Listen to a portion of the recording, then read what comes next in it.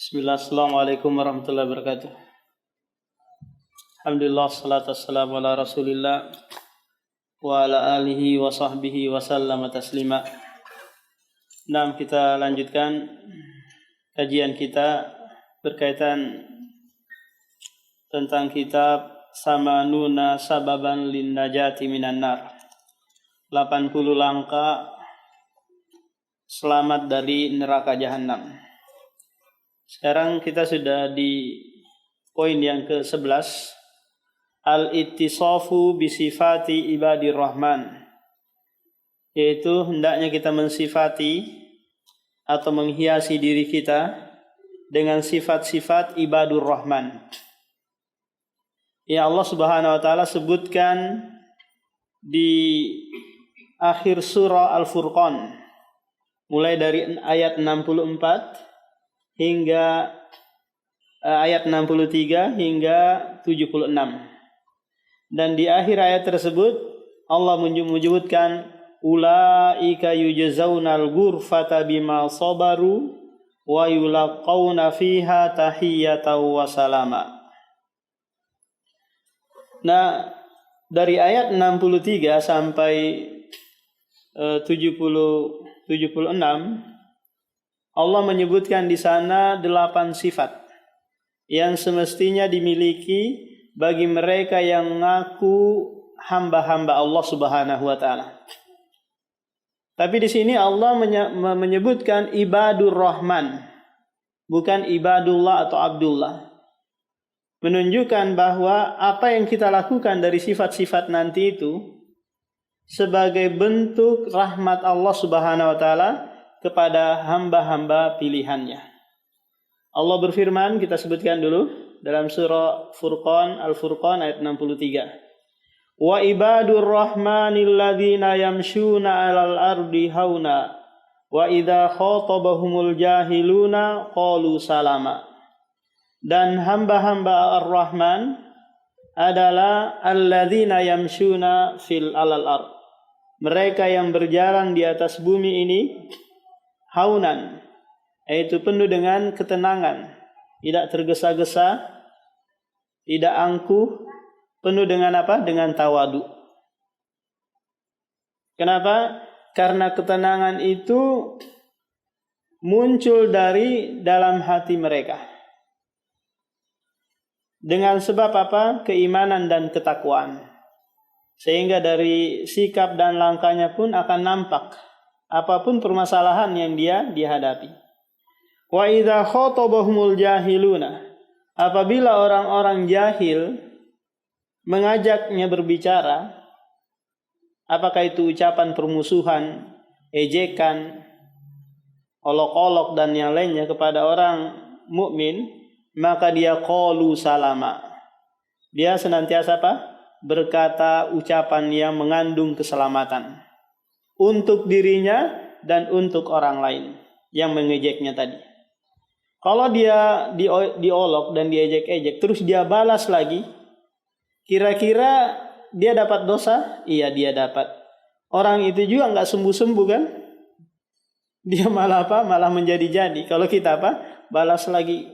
Nah, kalau orang jahil itu mengatakan anjing lu, terus kita katakan lagi, kamu juga babi, monyet dan yang lainnya. Dia balas lagi enggak? Pasti dia balas lagi. Akhirnya apa? Enggak ada selesainya. Kebiasaan orang Arab, tak kala diejek itu dicaci maki, yang dia ucapkan apa? Hayyakallah. Semoga Allah memberikan kehidupan. Waffaqakallah. Semoga Allah memberikan taufik kepadamu. Jadi dia balas dengan apa? Ucapan-ucapan yang mengandung keselamatan untuk dia dan orang yang mengejeknya. Ini yang pertama. Yang kedua, walladzina yabituna lirabbihim sujada wa qiyama. Mereka adalah orang-orang yang mengisi waktu malamnya dengan sujud, berdiri dan sujud kepada Rabb-nya. Mereka banyak menjalankan salat malam. Sebagaimana pada pertemuan sebelumnya kita sebutkan bahwa qiyamul lail da'abus solihin, kebiasaan orang-orang yang soleh. Kemudian yang ketiga, sifat yang ketiga, walladzina yaquluna rabbana srif anna adzaba jahannam inna adzabaha kana goroma innaha sa'at mustaqarra wa muqama. Orang-orang yang senantiasa berdoa kepada Rabb-Nya. Apa doa mereka? Rabbana, wahai Rabb kami, isrif anna, palingkanlah dari kami azab neraka jahanam. Sesungguhnya azab neraka jahanam itu goroma, membuat apa? Membuat kekekalan, menyiksa, yang disebutkan di ayat-ayat yang lain. Innaha saat, sesungguhnya azab neraka jahanam saat adalah tempat yang paling buruk. Mustaqarron wa muqama. Ini yang keberapa? Yang ketiga. Yang keempat, walladzina idza anfaqu lam yusrifu wa lam yaqturu wa kana baina dzalika qawama. Ini sifat ibadur rahman yang ke berapa sudah ini? 1, 2, 3, 4. Yaitu orang-orang yang apabila mereka menginfakkan harta mereka, lam yusrifu, mereka tidak berlebih-lebihan. Gitu dapat gaji 3 juta langsung nih untuk pembangunan masjid. Sementara anak istrinya apa? Gak makan di rumah. Dia pun mau pulang naik Maxim gak ada uang. Ini apa? Tabdzir, berlebih-lebihan yang menyebabkan dia nanti apa? Boros. Walam yakuturu, dia juga enggak seke, enggak menahan uangnya itu. Dapat gaji 3 juta 1 sen pun dia enggak mau keluarkan. Dia menganggap bahwa hartanya itu menyebabkan dia kekal di dunia ini. Apa? Ini juga dia tercelah. Kenapa? Karena dia bakhil untuk dirinya dan untuk orang lain. Tapi hamba Allah wa kana baina dzalika qawama. Dia al-wastu, pertengahan dalam hal menginfakkan harta dan membelanjakan harta. Sifat yang kelima, walladzina la yad'una ma'allahi ilahan akhar wa la yaqtuluna an-nafsa allati harramallahu illa bil haqq wa la yaznun wa may yaf'al dzalika yalqa asama. Orang-orang yang tidak menyekutukan Allah Subhanahu wa taala dengan Tuhan yang lain, tidak membunuh jiwa yang haram untuk dibunuh kecuali dengan hak.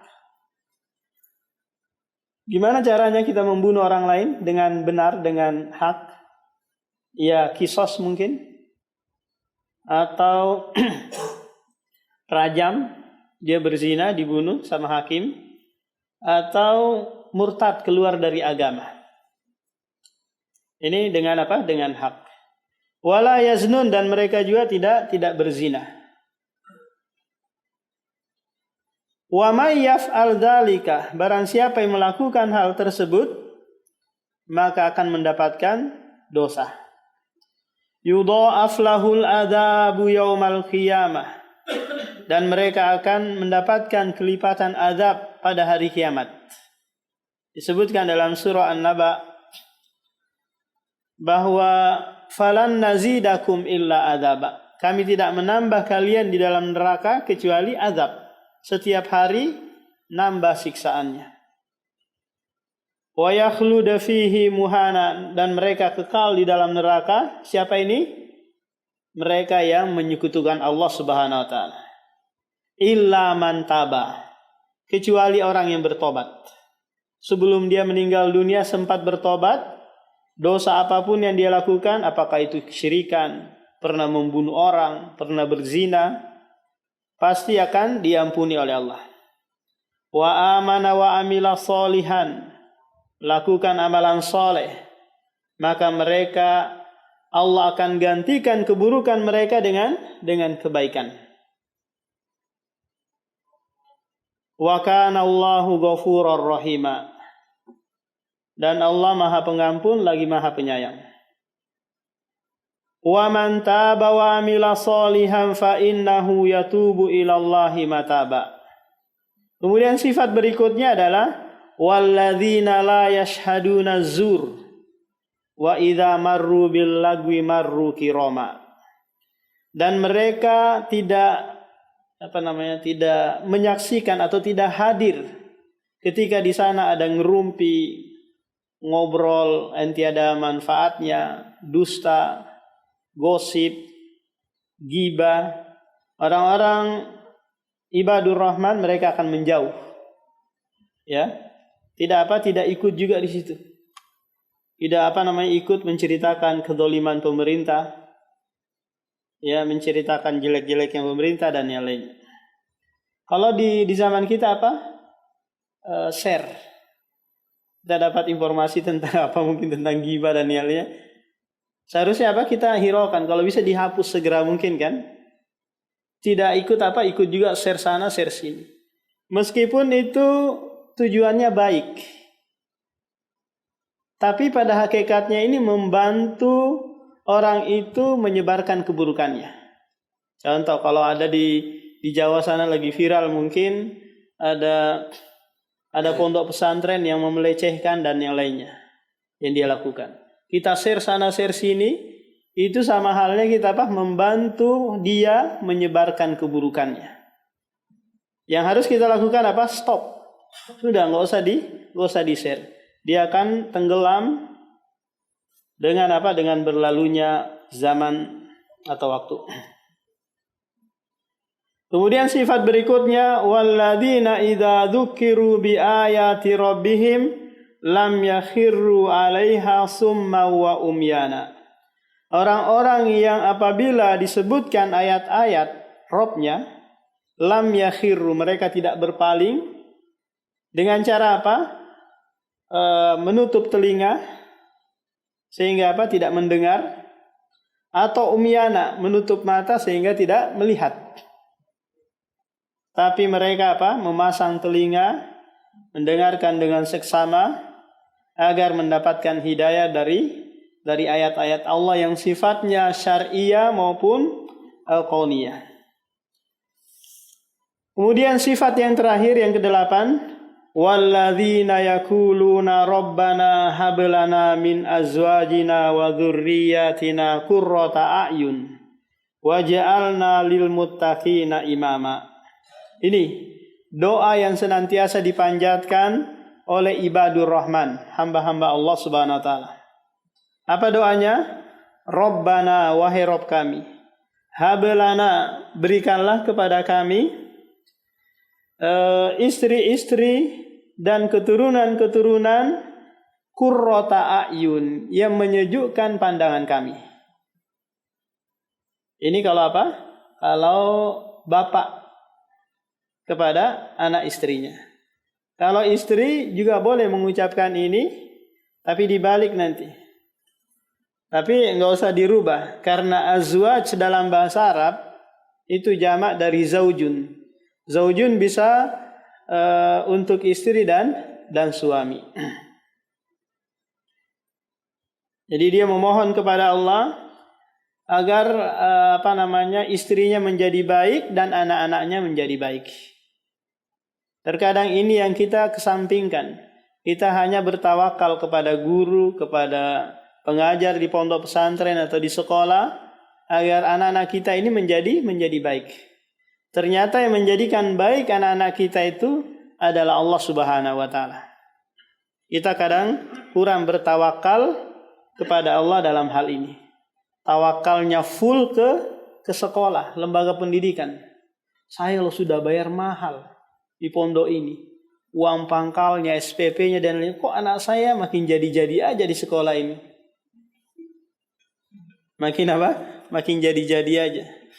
Bukan malah keluar jadi anak yang soleh, jadi kebanggaan kedua orang tuanya, malah makin ngeyelan. Berarti Anda kurang bertawakal kepada Allah. Menyerahkan baiknya urusan anak Anda kepada Allah Subhanahu wa taala. Guru atau ustadz yang ada di sekolah-sekolah itu, mereka hanyalah sebab. Yang menjadikan baik itu adalah Allah Subhanahu wa taala. Wa ja'alna lil muttaqina imama. Jadikanlah kami bagi orang-orang yang bertakwa itu sebagai imam, sebagai qudwah. Qudwah yang diikuti ucapan dan perbuatannya. 6 ini 8 sifat yang Allah Subhanahu wa taala sebutkan yang mestinya menghiasi diri-diri hamba-hamba Allah Subhanahu wa taala. Kemudian Allah tutup, ulaika yujzaunal ghurfata bima sabaru wa yulaqauna fiha tahiyyatan wa salama.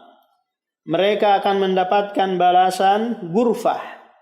Ghurfah ini kamar yang ada di dalam surga. Yang menakjubkan, tak kala penduduk surga itu masuk ke dalam surga, mereka tahu tempat-tempatnya di dalam surga tanpa harus ditunjukkan, sana kamarmu, nggak perlu. Mereka apa? Sudah tahu sendiri. Sebagaimana disebutkan di surah Al-Mulk, arrafaha lahum. Mereka apa? Sudah mengenalnya. Berarti apa? Di dunia mereka sudah merasakan. Sehingga nggak perlu lagi ditunjukkan, mana nih tempat saya di lantai berapa. Nggak perlu. Langsung mereka masuk. Wa yulaqawna fiha tahiyyatan wa salama. Dan malaikat pun menyampaikan tahiyah dan ucapan selamat kepada penduduk surga. Khalidina fiha, mereka akan kekal di dalamnya. Hasunat mustaqarra wa muqama. Dan ini adalah tempat yang terbaik. Tempat kekal yang sangat terbaik yang diharap-harapkan oleh ibadur rahman. Maka kata penulis, fakun abdan lirrahmani litafuza bil ghurafi fi a'lil janani. Maka hendaknya engkau menjadi apa? Hamba-hamba Ar-Rahman, agar engkau berbahagia dengan ghuraf, dengan kamar-kamar yang Allah siapkan di surga yang paling tertinggi. Kemudian poin yang ke-12 adalah iyadatul marid, mengunjungi orang yang sakit.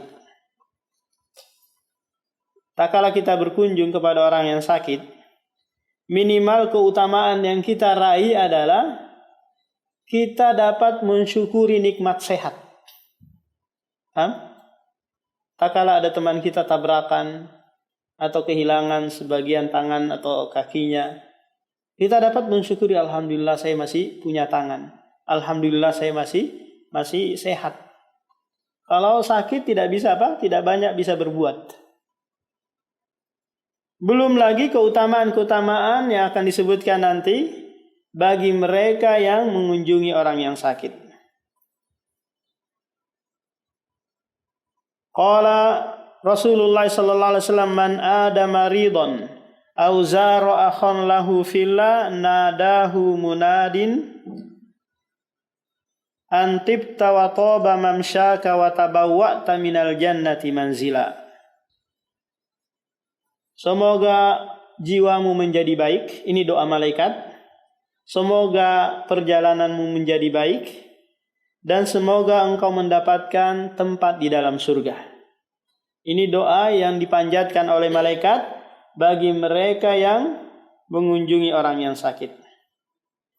Kemudian hadis yang kedua dibawakan penulis, yaitu hadis Ali bin Abi Thalib.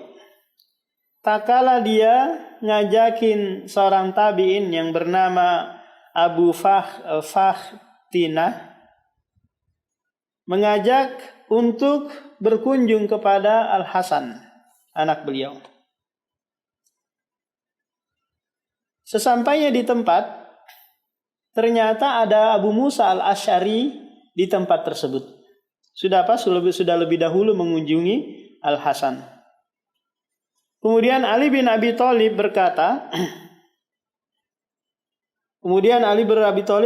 kepada Abu Musa al-Asy'ari, a'idun ji'ta ya Aba Musa am za'iran?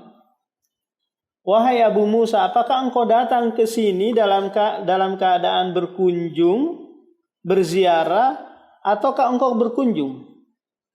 Oh, beda nih antara berziarah dengan apa? Dengan berkunjung. Kenapa? Karena nanti kalau engkau berkunjung, itu ada keutamaan yang akan disebutkan. Maka kata Abu Musa al-Azhari, la bal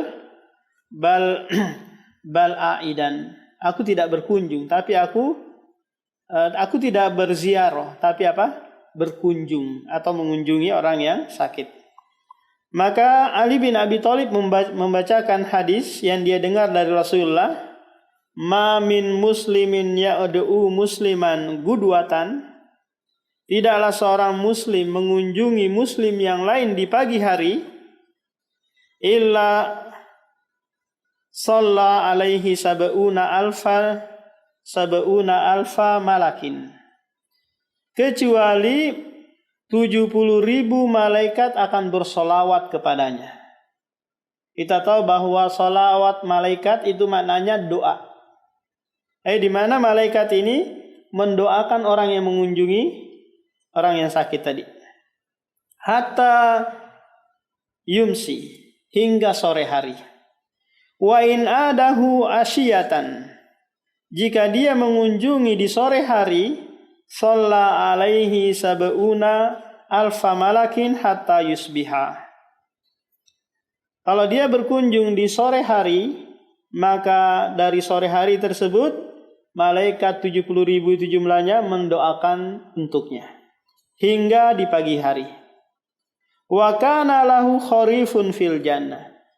Keutamaan berikutnya, orang ini akan mendapatkan kemah yang ada di dalam surga. Ini keutamaan apa?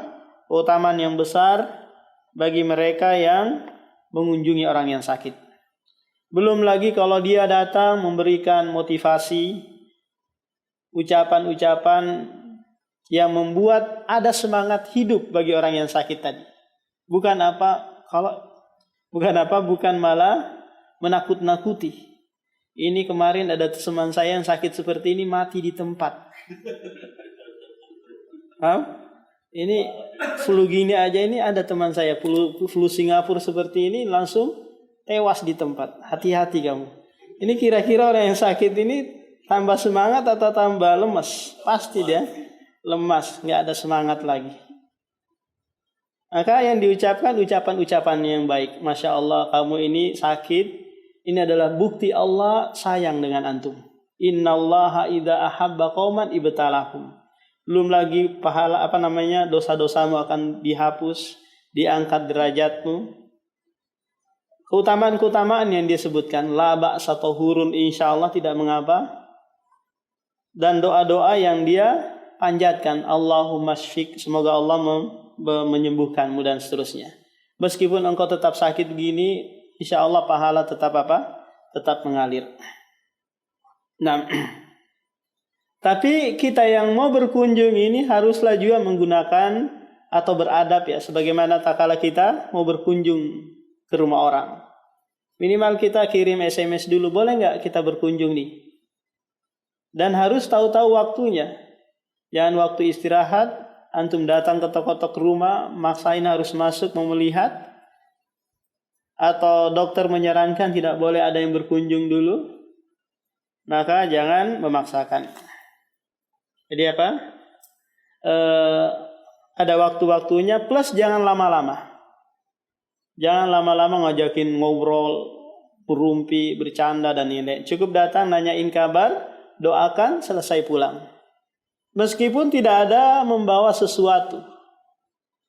Yang kadang kita membuat kita berat untuk berkunjung ke orang yang sakit karena apa?